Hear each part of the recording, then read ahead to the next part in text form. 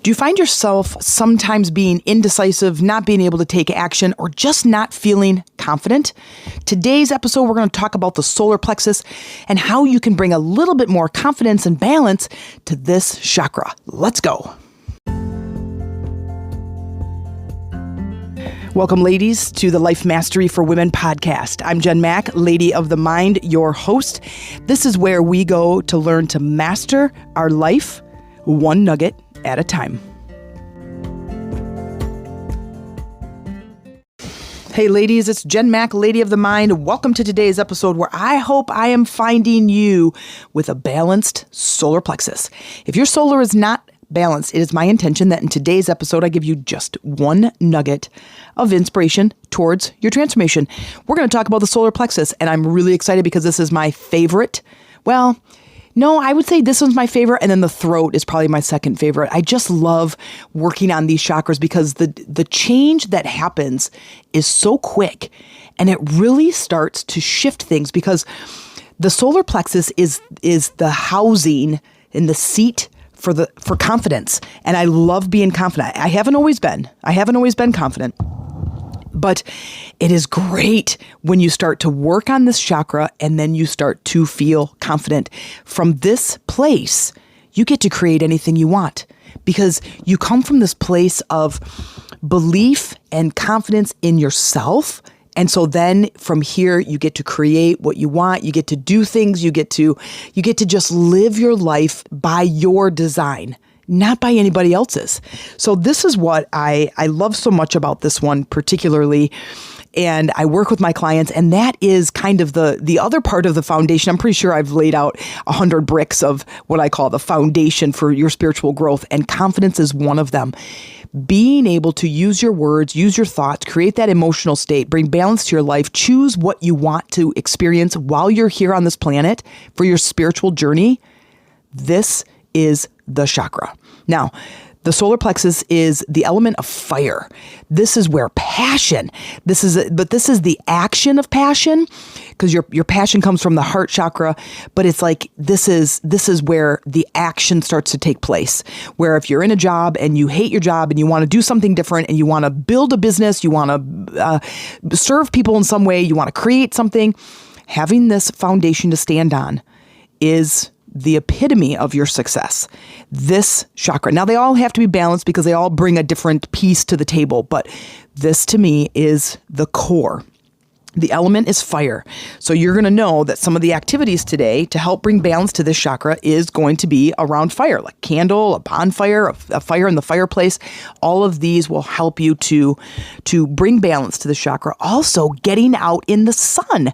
That's where we start with a physical activity, getting outside, soaking up the sun. Now, of course, I'm going to say make sure you're careful, make sure you have sunscreen, make sure that you're protected, but being a part of wherever the sun is shining is always so amazing. Now, I have a couple of friends that we live in northern Michigan, and the sun shines, and we had a great summer, and the sun shines here, and it's amazing. But then come the winter, and for several months, usually starting late September, probably through March, early March, it's pretty gray around here. You get a few sunny days, but you don't get as much. And there's a lot of people that deal with like sundowners symptom, or what is the one? Seasonal depression. Maybe not sundowners. That might not be what I mean, but where they really are emotionally affected by the lack of sunshine. If this is you during the winter months, work on the solar plexus. Light the fire, get candles. The color is yellow, so surround yourself with brighter yellow colors. Get yellow curtains for the house. Paint a room yellow. Get yellow flowering plants. Get some yellow accent pillows for a couch. This is going to help you kind of rekindle what you might be missing as far as the sunshine goes. Some of the other physical activities, because it's about health and empowerment and confidence, it is about taking care of yourself, making a decision about your overall health. If you need to lose a few pounds, how about your hygiene? Go get your nails done. Go get a haircut. Make sure that you're taking like really fun care of yourself in ways that really bring joy to you being in your physical body, but in a place of empowerment. So you choose. Go get a new outfit. Go take yourself to the movies or go out to dinner and be with yourself in this space of I'm deciding and I'm empowered.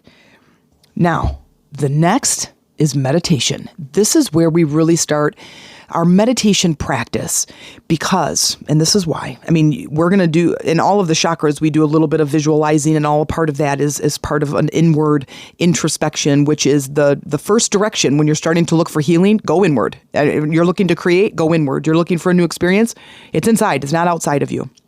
That's my whole underlying message. But when it comes to the power of the solar plexus, here's why meditation is so important. As we begin our meditation practice, the basis of the practice is overcoming the body.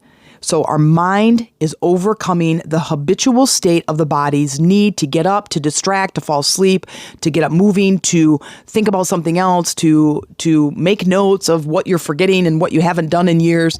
It is about overcoming that bigger part of you. Now, when you succeed in that, which could only take a couple of days. If you're new to the practice, if you really do it 5 minutes, 3 times a day, you just keep focusing, focus on the body, focus on the breathing. And as your mind distracts, you just bring it back to the breathing. Pretty soon, the body is going to acquiesce. The body is going to say, okay, you're in charge. The mind is in charge.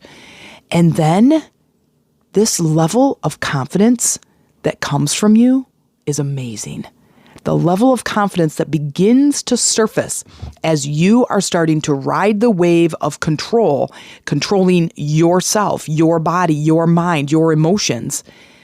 That is the seed, my friend, that gets planted, the seed of confidence. And that is where your journey begins. Now, another, and this is so vital and so important, and I talk about this often in my podcast, is setting the intention. When I want to shift and change something in the world, in my life, in my experience, is I need to start using my words, my thoughts, my beliefs, and throwing new energy, things I want to experience out in the world. Now, the main part of this is to have a certain emotional response to what it is that you're saying. You want to have an emotional response in the body. So when I say, I am willing to let confidence into my life, I am allowing confidence into my life, I am empowering myself every single day, I'm getting better and better every day. All of these words that I've said in the last couple of episodes, and I'll tell you here in a second, putting these words in your mantras is going to help you to create that sensation in your body versus I am a confident person. Now, unless you're confident, you might not feel in alignment with that phrase. So I like using the words, and here they are, the 5 words that I like to include in my affirmations when I'm shifting my language to bring balance into my life is allowing, willing, open, receiving, and in the flow of. So I'm in the flow of confidence. Like that just feels good to me. And you want the words that you're saying to feel good. I am open to allowing more confidence. I am receiving more decisiveness in my life. Now, maybe these sentences, don't make a lot of sense, but I want the basis, what you're saying to feel good when you say it. Now, some of the words that you might use in bringing about confidence and setting an intention is action is a good one, willpower, decisiveness, and of course, confidence, higher self-esteem, and any other words that are sort of like those words, a strong attitude. I want to feel more empowered. All of these words kind of stem from being confident and feeling good about yourself and being in power. And then using those other words, I am allowing empowerment into my life. I am willing to be a stronger person. I am open to being more decisive, right? So now using these 5 words to create those sentences that really start to feel good in your body. Another thing is the emotional state is noticing your body language. How do you sit? How do you stand? What do you do with your body when you're just kind of just going about the day? Are your shoulders forward? Is your chin down? Do you walk slow? Do you shuffle your feet? Are your arms just hanging by your side? Try this on and just see how different it feels. Standing up straight, nice and tall, bring your chin up, put your shoulders back, your chest out, your arms are nice and strong, and everything is in alignment physically. See how that feels. And if that doesn't create, that posturing doesn't create a little bit more confidence, you're going to breathe in confidence. This is creating the emotional state of the word. I release uncertainty and I welcome confidence. While you breathe in, I breathe in, I welcome, I'm breathing in, breathe in, and I welcome confidence. And when you breathe out, you're going to say something like, I release uncertainty. I release indecision, or I release low self-esteem, or I release disempowerment. Whatever it is that you're feeling, which is the other side of confidence. Release that. Let it go. And that is one way to do that. So as we're doing any of this work, whatever it is that you are attracted to, I want confidence, I want decisiveness, I want empowerment. What are you feeling currently? I'm feeling depressed. I'm feeling someone else is controlling my life. I feel helpless. Then say, I release this helplessness and I breathe in, or I welcome, or I am allowing confidence.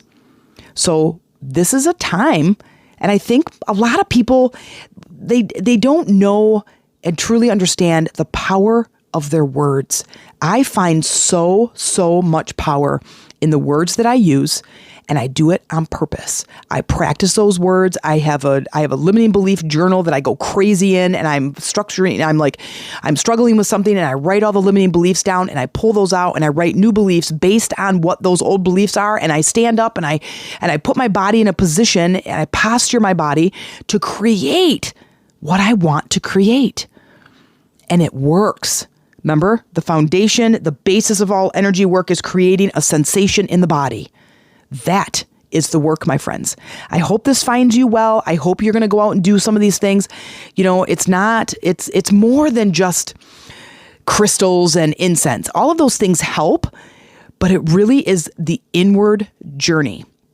I hope that you begin this journey today and you start to live your life on purpose, with purpose. And if this is something you want to go deeper on and you're ready to have a conversation in ways that I might be able to help you and a way that I can bring this about, like fully come full circle with this in your life, I hope you reach out to me at themeditationroomtc@gmail.com with the subject line, let's chat. And I'm happy to jump on a call with you to figure out how I can best serve you. Now go balance that solar plexus.